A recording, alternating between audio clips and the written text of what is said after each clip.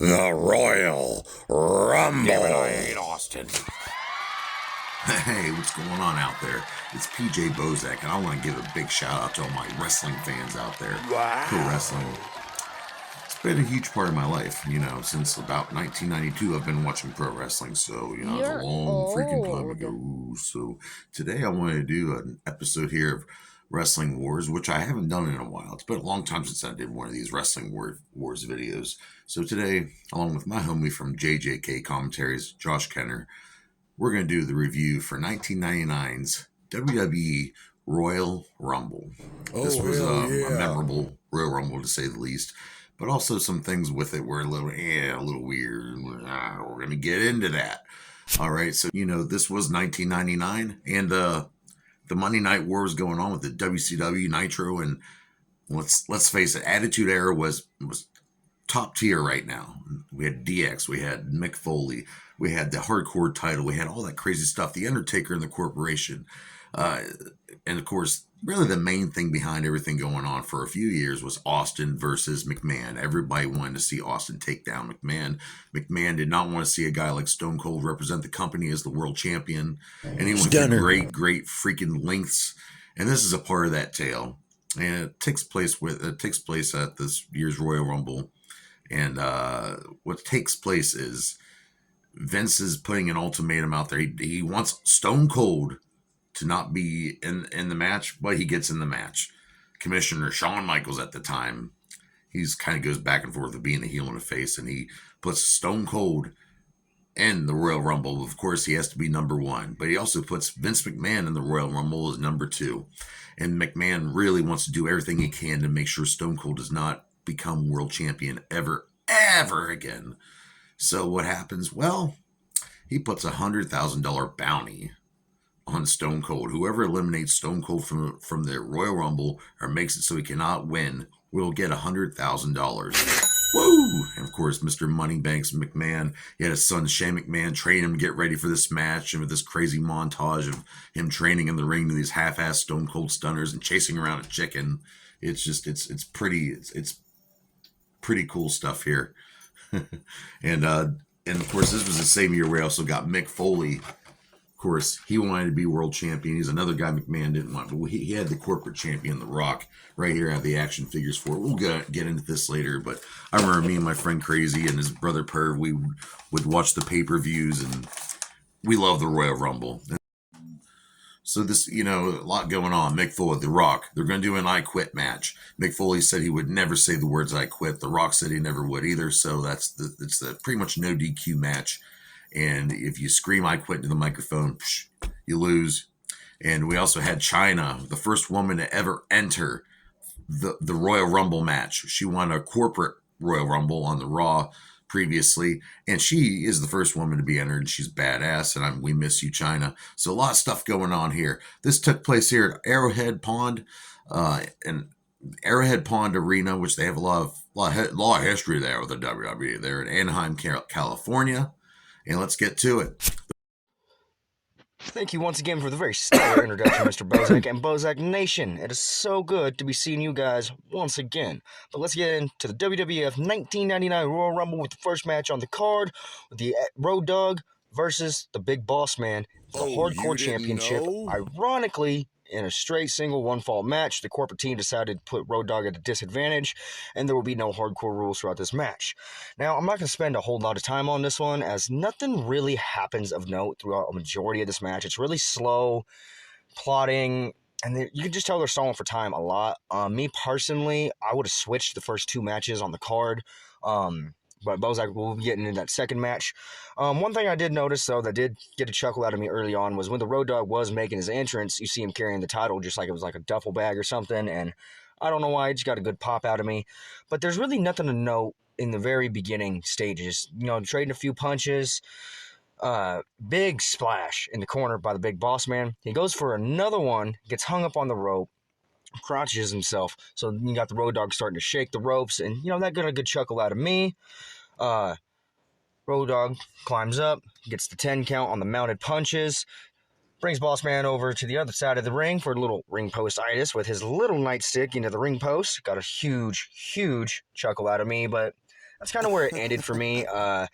Long, extremely long bear hug, and I was getting bored just watching it. Eventually, after like maybe a minute or two, Road Dogg finally fights out, bites Boss Man on the nose, goes to hit the ropes with his little shaky punches, goes for the shaky knee, runs straight into the Boss Man slam. 1, 2, 3, new hardcore champion. Wasn't a really solid opener. There were some funny bits like Boss Man pulling the camera closer to get the cameraman like, look at these punches. He traded a few barbs on commentary with the King. It was all right, but me personally, I would have switched the first 2 matches on the card, like I said. But sending it back over to you, Mr. Bozak, who I do believe has Billy Gunn and Ken Shamrock for the Intercontinental Championship. See you guys in a minute. Suck it. Pretty crazy with the win there. Boss Man, it's kind of weird they didn't do the hardcore title match. Pretty good stuff there, Josh. If we can move on to the next match, if we may, I would like to go through. We have the Intercontinental Championship match. Ken Shamrock, the world's most dangerous man, against badass Billy Gunn. And of course, Billy Gunn, he pretty much been taunting Ken Shamrock for a while with his sexy sister in the crowd. And she's pretty much attracted to Mr. Ass's ass, if you know what I mean. So, of course, this led to a feud. And he ended up mooning Ryan Shamrock, Ken Shamrock's sister. And he demanded he fights him at the Rumble. But he said he would put the title on the line.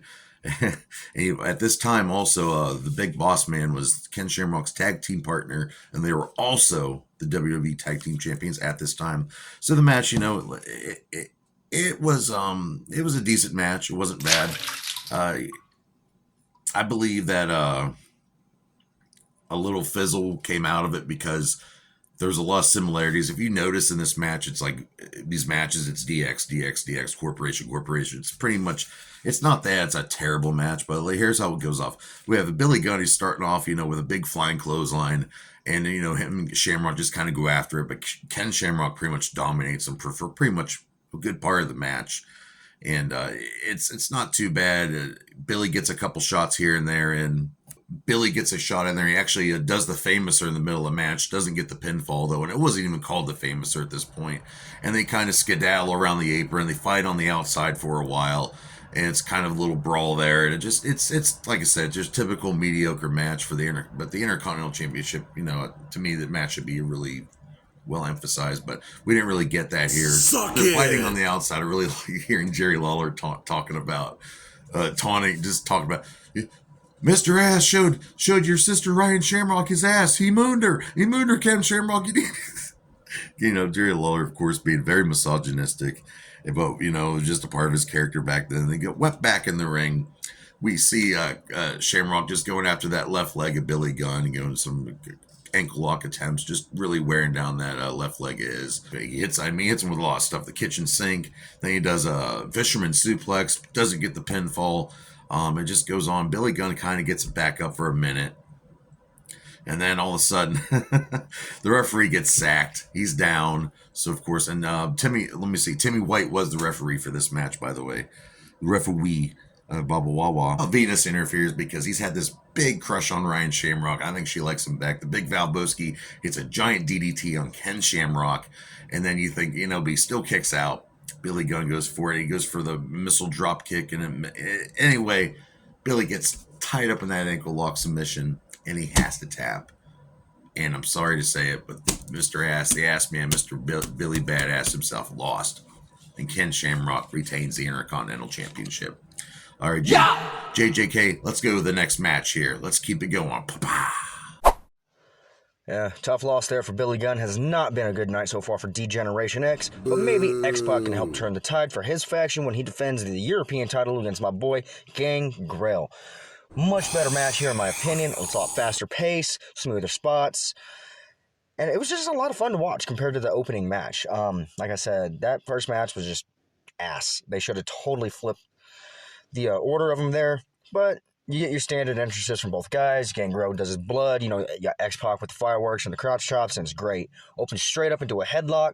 Gangrel goes for a hip toss, gets immediately countered into a back suplex by X-Pac. That gets a 2.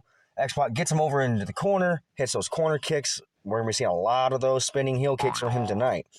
Sends him off to the opposite turnbuckle. Goes for the standing Bronco Buster. Doesn't connect. He gets hung up in the middle rope. Gangrel comes in with just a wicked crossbody and absolutely splatters X-Pac in the corner. Brings him out. Both arms locked up. Double arm, belly, sends X-Pac gone. X-Pac eventually tries to come back. He goes up to the top rope, gets his feet swept out. Bam! His little Pac's right on the top rope. He does eventually fight back, gets him off, and then we go into a pretty long chin hold. Honestly, it kind of slowed down the pace, but right here I could understand, the two guys needing a breather because they've been going this whole entire match. X-Pac does end up firing back, comes off the ropes, and Gangrel just launches him up for a disgusting flapjack. Beautiful, just flat body bump, and I could tell that just knocked the dog shit out of X-Pac, but it was a really, really good one. That gets a 2 count.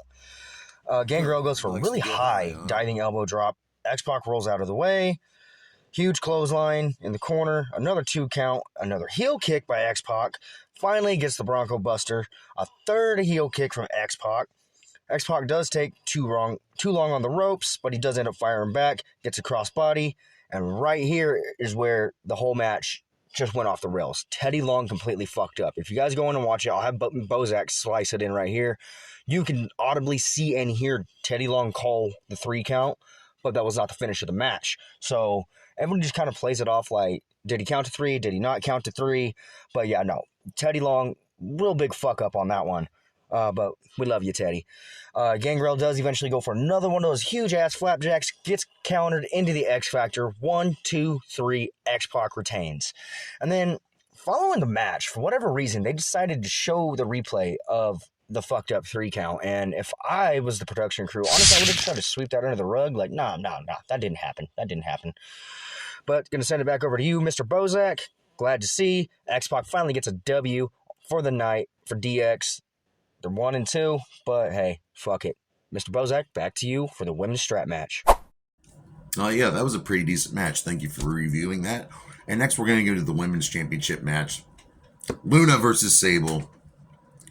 I'm going to kind of tear this apart because Sable was not very well liked backstage. She wasn't a great wrestler. She just wanted to put herself over. She just worried about herself. Like her husband. Luna worked her freaking ass off from day one. Luna was there, worked her ass off.